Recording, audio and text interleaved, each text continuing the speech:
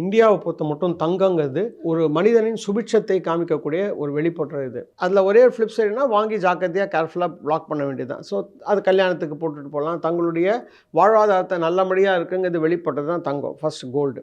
என்ன மாதிரி கோல்டெல்லாம் இருக்குதுன்னு பார்த்தீங்கன்னா, ஒன்று வந்து நமக்கே தெரியும் ஜுவல்லரிஸ், அதாவது ஆபரண தங்கங்கள். அதை நம்ம கடையில் போய் வாங்கலாம். இல்லைன்னா அதுக்கு ஈக்குவலண்ட்டாக பிஸ்கெட்ஸு, ஓகே, கோல்டு பிஸ்கெட்ஸ் எல்லாம் அது இருக்குது. அதெல்லாம் நீங்கள் பேங்க் வழியாக வாங்கலாம். இது இல்லாமல் தங்கம் இல்லாமல் funding, okay, bond, gold bonds, இல்லைனா வந்து இந்த இடிஎஃப் அப்படிம்பாங்க.